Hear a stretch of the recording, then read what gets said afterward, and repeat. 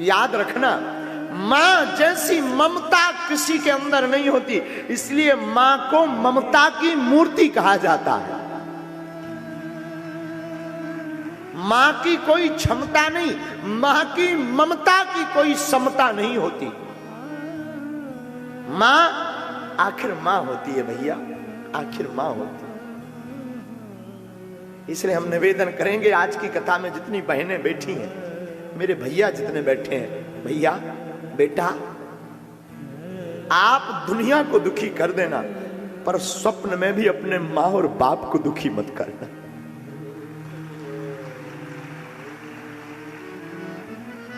मां पर क्या बीतती ये मां जानती है।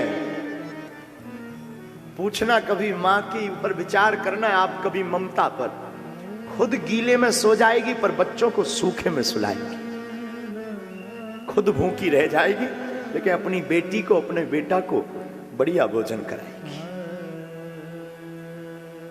मां आखिर मां होती, बड़े भाग्य वाले होते हैं जिनकी मां होती।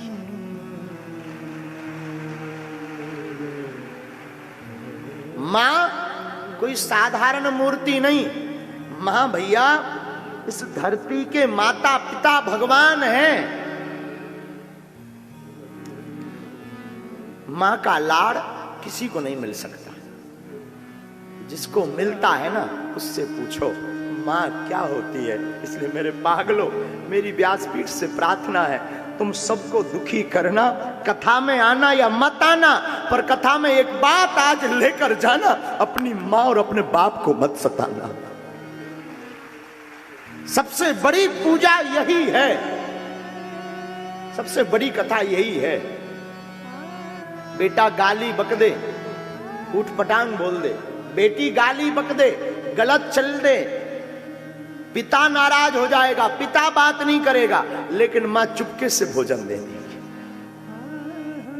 ले तू खा, तू चिंता मत कर, हम तेरे पिता को समझाएंगे, तू भोजन कर।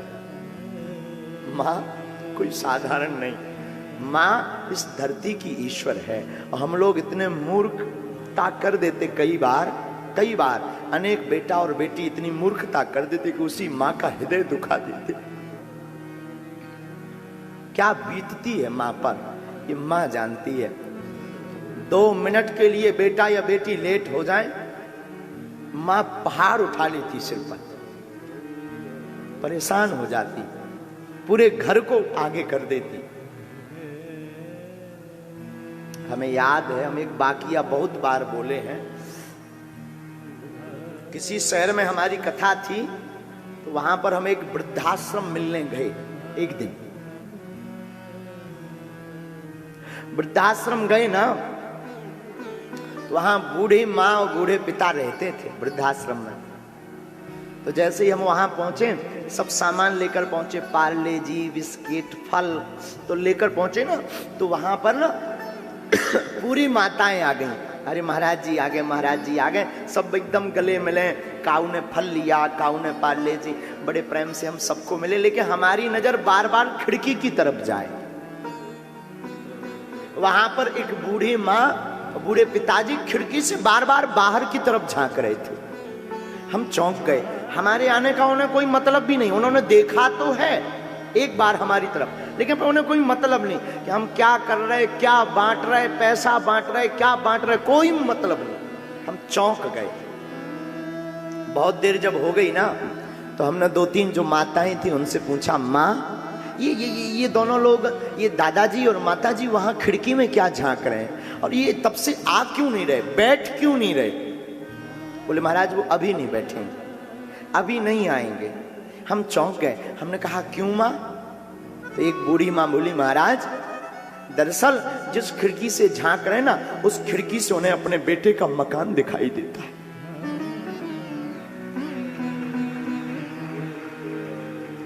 और उनको नाती को देखने की आदत है।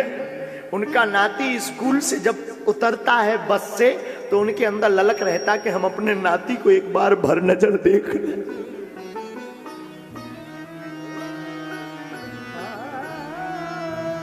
हमारा हृदय पसीज गया।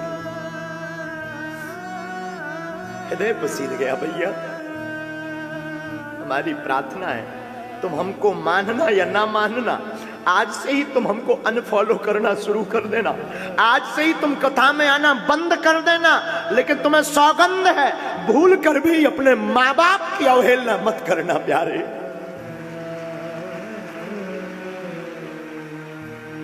माँ बाप इस धरती के ईश्वर हैं, माँ बाप से बड़ा कुछ नहीं।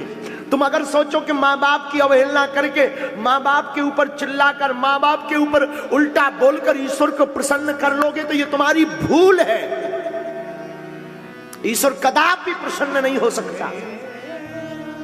ईश्वर को प्रसन्न करना है तो पहले माँ बाप को खुश करो मेरे पागलो। माँ आखिर माँ होती। हमारी जिंदगी का खुद का बाकिया है। हमने अपनी जिंदगी में जो भी पाया ना अपनी मां से पाया है, दिल खोल कर कहते हैं। हाँ, आपको सुनकर आश्चर्य लगेगा, हमारी जिंदगी में जो चेहरे पर मुस्कुराहट है ये हमारी माँ की देन है। हमारी माँ कहती थी बेटा जब भी तू बाहर निकला कर मुस्कुरा कर निकला कर, ताकि लोग ये ना समझे कि तू गरीब का बेटा है। बादशाहों जैसी आदत हमारी माँ ने हमारे चेहरे पर डाली है, हमारे विचारों में डाली है। इसलिए हमेशा हम फक्कड़ भी रहते हैं। लोगों को लगता है कि महाराज जी के पास बहुत संपत्ति है, महाराज जी का बहुत नाम है, लाखों लोग हैं। आज भी हमारे बाहर कई बार ऐसे कार्यक्रम, एक तो आए दिन कार्यक्रम होते धाम पर, आए दिन भंडारा चल रहा, कहीं कन्या विवाह, कभी कुछ, कई बार लोन लेना पड़ता। लेकिन हमारी माँ ने हमें ये सिखाया बेटा जब भी बाहर निकलना मुस्कुरा कर निकलना, ताकि तुझसे अमीर आदमी कोई दुनिया में है ही नहीं। हमने अपनी माँ से सीखा है, बहुत करीब से सीखा हमने अपनी माँ से, बहुत। और आज भी हमारी माँ कितने भी दूर रहे, कोसों दूर हो जाते, भारत छोड़ के भी बाहर हो जाते हैं, लेकिन वो हमेशा 24 घंटे, एक तो टीवी पर देख रही होगी तो टीवी पर देखेगी, आज आंखें लाल थी बेटा तुम्हारी, सोए नहीं, सोया करो, ज्यादा मत चिल्लाया करो, गला फूल जाएगा। हजारों किलोमीटर दूर रहने के बाद भी माँ करीब रहती है, नजदीक रहती है। कभी मत सताना, सबको सताना, माँ बाप को मत सताना, लौट कर नहीं मिलते तुम।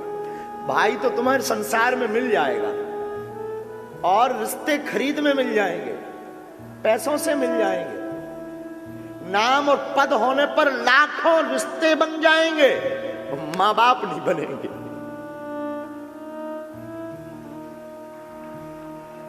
माँ बाप सबको नहीं मिलते भैया। माँ बाप की छाया जिस पर होती वो दुनिया का सबसे अमीर आदमी होता, सबसे अमीर आदमी होता दुनिया का, सबसे अमीर आदमी। और जितने भी आज यहां कथा बैठ करके सुन रहे, क्षमा करना, तुमसे बड़ा बदमाश कोई नहीं है। तुम माँ बाप की तब तक सेवा करते हो जब तक उनसे कुछ मिला नहीं। माँ की दुनिया के कहने पर, पत्नी पुत्र परिवार के कहने पर तुम माँ बाप के ऊपर चिल्ला पड़ते हो। क्षमा करना, सोचना कभी उस माँ पर क्या गुजरती होगी जिसने तुमको पालने के लिए रातों गवाई है, क्या बीतती होगी उस माँ पर। यहां सन्यासी परंपरा के भी साधु बैठे हैं, एक आध बैठे ही होंगे हमें भरोसा है, महापुरुष भी बैठे। संत परंपरा में वैसे संतों को किसी को प्रणाम करने का अधिकार नहीं है, पर दंडी सन्यासी को दंड रख कर मां सामने आ जाए तो साष्टांग दंडवत करने का अधिकार है। साधु को किसी को प्रणाम करने का अधिकार नहीं है, लेकिन दंडी सन्यासी जिसने त्रिदंड धारण कर लिया, जो शंकराचार्य की परंपरा का है, उस परंपरा के साधु को भी पिता को प्रणाम कर ना करे तो चलेगा, लेकिन ऐसा संतों ने हमें बताया कि मां सामने आ जाए तो शंकराचार्य की परंपरा के साधु को भी त्रिदंड बगल में रख करके मां को साष्टांग दंडवत प्रणाम करना चाहिए। ये मां की महिमा है कि जो दुनिया से परे हो गया, जिसके अंदर कोई ग्रंथि नहीं, ऐसा साधु भी मां के ऋण से जन्म तक नहीं चूकता। ऋण उसका, मां का कर्जा जिंदगी भर नहीं कोई चुका पाता। मां के कितने उपकार हैं। मां ने 9 माह अपनी कोख में पाला, कष्ट सहे, रातों भर जागी, पीस पीस कर भोजन खिलाया। कितने लोगों की ताने नहीं सुने तुम्हारे लिए, रातों भर मेहनत की, पिता ने रातों भर पानी लगाया, खेती की, ताकि हमारा बेटा पढ़ेगा, बेटी पढ़ेगी तो नाम रोशन करेगी। और आजकल के बच्चे, भगवान बचावे,